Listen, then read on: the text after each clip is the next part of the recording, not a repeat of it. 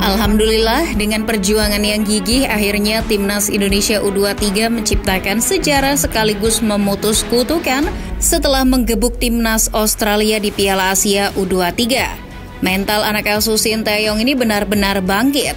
Dengan kemenangan ini, peluang kelolosan Timnas ke perempat final Piala Asia U23 makin terbuka lebar. Di laga berikutnya, Yordania harus jadi mangsa Garuda Muda berikutnya. Sebelum mengulas kemenangan bersejarah Timnas, alangkah baiknya subscribe dan nyalakan loncengnya agar tak ketinggalan sajian menarik dari Starting 11 Story. Tuh kan, kalau tak dicurangi wasit, Timnas Indonesia tuh aslinya ngeri. Setelah kekalahan atas Qatar yang berbau kontroversial wasit, Timnas Indonesia U23 mampu bangkit di laga kedua melawan Australia. Padahal awalnya mental pemain Timnas banyak dikhawatirkan. Mereka sedang frustasi atas keputusan wasit Nasrullah yang kotor itu. Jelang laga kedua melawan Australia, situasi mental pemain, kata Sinteyong, masih down. Pelatih berpaspor Korea Selatan tersebut coba dengan berbagai cara untuk terus menghibur para pemain. Dalam sesi latihan, hanya ada latihan fisik ringan dan mental, tak ada latihan taktik yang rumit maupun yang berintensitas tinggi. Para pemain dibuat lebih rileks dan lebih menikmati laga. Dengan cara itu, mental para serdadu muda ternyata perlahan bisa bangkit. Namun mental anak asuh Coach Shin yang sudah makin membaik tersebut coba diganggu oleh sang lawan. Saywar jelang laga dilontarkan oleh pelatih negeri Kanguru, Tony Fitmar. Menurut Fitmar, ia sudah tahu persis taktik apa yang akan diterapkan Timnas Indonesia nantinya. Ia mengira kekuatan pemain Timnas U23 tak beda jauh dengan Timnas senior. Lalu, ia juga menyenggol langsung para pemain Timnas kita dengan sebuah tantangan. Fitmar menantang agar pemain Timnas Indonesia bisa bermain dengan tekanan yang tinggi. Ia menanti para pemain Timnas bermain lebih menyerang. Sepertinya itu hanyalah jebakan. Tantangan tersebut tak menggoyahkan mental para pemain Timnas. Mereka tetap fokus dengan apa yang diarahkan pelatih. Mereka tak mau terpancing begitu saja tantangan pelatih Australia tersebut. Coach Shin juga tak ingin terjebak dengan bermain menyerang. Ia tetap coba bermain efektif dan bertahan. Namun di laga tersebut tak hanya bertahan saja selama 90 menit. Banyak juga serangan balik Timnas yang beberapa kali sempat mengancam gawang Australia. Secara permainan juga lebih menjanjikan. Tidak seperti saat melawan Qatar yang membuat ngantuk, permainan Timnas kali ini lebih enak ditonton. Namun secara kualitas umpan dan penyelesaian peluang masih harus banyak belajar. Timnas terlalu banyak salah passing dan menyia-nyiakan peluang. Seperti misal di akhir laga, jika Arhan lebih tenang mengirim umpan ke Marcelino, Timnas bisa saja tuh menambah gol. Layaknya taktik Carlo Ancelotti ketika Real Madrid menang melawan Manchester City di 8 besar UCL. Taktik bertahan efektif ala Coach Shin terbukti mampu membendung beberapa gempuran lawan. Dari segi statistik, Australia boleh unggul segalanya. Namun, keefektifan permainan Timnas yang akhirnya mampu meraih 3 poin. Trio bek lokal, Rizky Ridho, Komang Teguh, dan Muhammad Ferrari, yang awalnya disepelekan mampu tampil solid dan Spartan. Bahkan, Komang Teguh menjadi salah satu pahlawan di laga ini dengan gol semata wayangnya. Kepemimpinan Ridho sebagai kapten tim juga jangan dilupakan. Selain lugas, ia sangat tenang dan solid mengawal lini pertahanan Timnas. Oh iya, kehadiran Nathan Joaon juga tampil apik di laga tersebut sejak awal. Pemain Heerenveen ini bisa menutup banyak area sepanjang laga. Netizen banyak memuji tenaga dan larinya Nathan bak seperti kancil. Belum lagi ditambah kehadiran Justin Hubner yang kembali memperkuat pertahanan Timnas.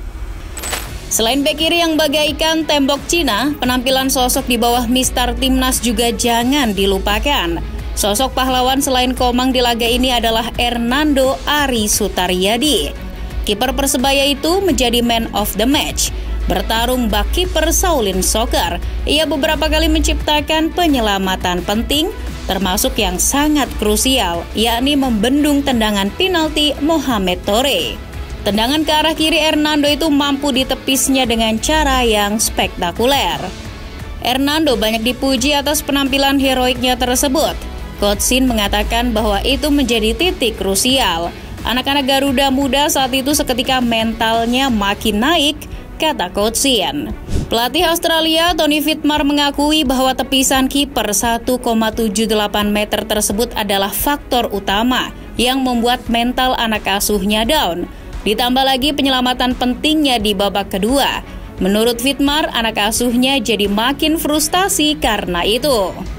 Tak hanya Hernando yang banyak dipuji, performa timnas juga banyak dipuji media-media asing, termasuk media Australia sendiri, Socceroos. Mereka menyebut timnas kita sangat tangguh dan layak masuk Olimpiade 2024.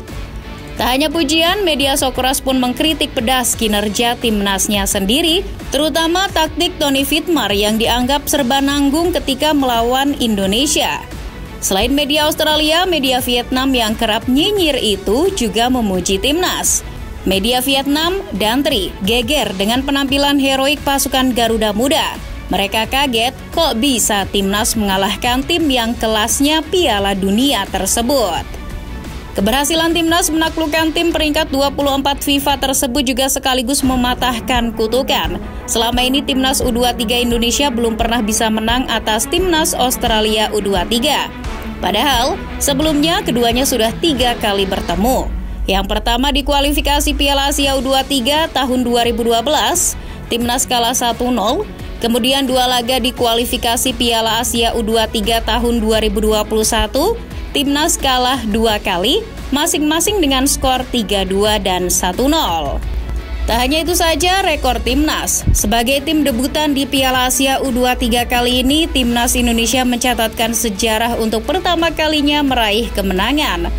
Gol Komang Teguh juga masuk buku sejarah sebagai gol pertama timnas di Piala Asia U23.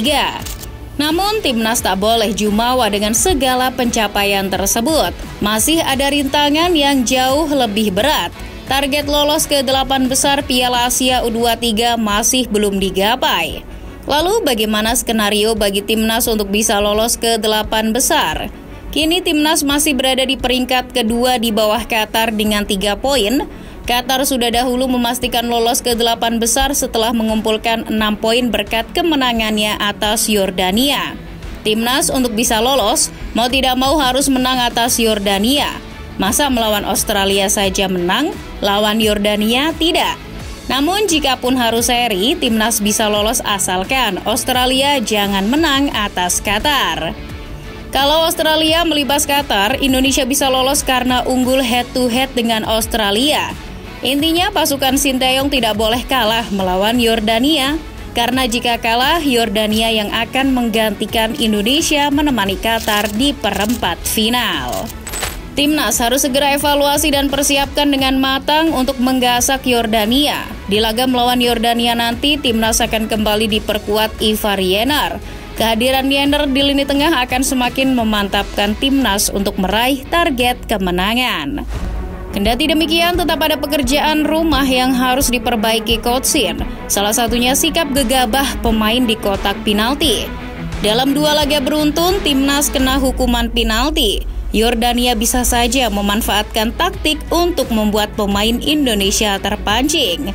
Selain itu, mentalitas para pemain timnas kudu tetap terjaga. Jangan kendor lagi. Jika bicara peluang lolos, masih terbuka lebar bagi timnas. Yang penting bagi seluruh rakyat Indonesia, jangan lupa doakan agar di hari Minggu nanti timnas bisa raih kemenangan melawan Yordania. Optimis yuk, 8 besar